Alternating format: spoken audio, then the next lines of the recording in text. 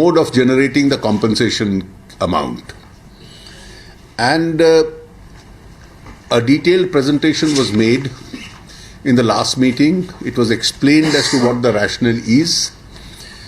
And I'm glad to inform you that we've been able to finalize the rate structure today. And the rate structure will be the following.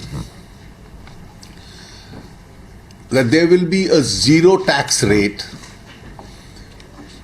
in which several items, which approximately constitute 50% of the consumer price index basket, would be included.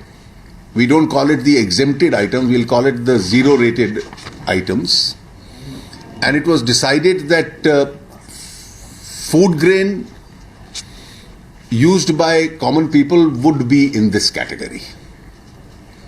So that would be zero rated, so that its impact in terms of inflationary pressure on common people is the least.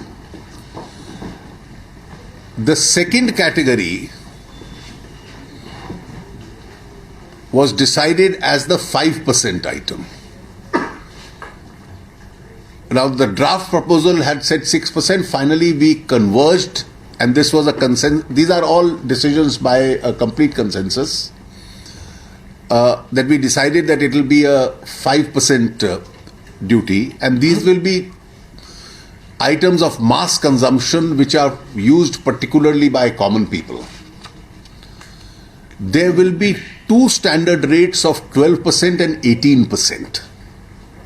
Some people had demanded that the standard rate be 18%, but considering the inflation impact of just having one standard rate, we have had two standard rates of 12 and 18%. Now, currently, there are several items, particularly white goods and others, which are taxed at an excise rate of 12.5 and a VAT is 14.5, which is 27%. Along with the cascading effect, it comes to anything between 30 to 31% for most of these items. So the present rate of tax is 30 to 31%. There was a suggestion in the draft to bring it down to 26%. But finally, the consensus is that these items, which including the cascading impact, are today taxed at 30 to 31%, will be now taxed at 28%. But with a rider, and the rider is that in this category there are several items which are now being used increasingly as by a very large number of people, particularly the lower middle classes also.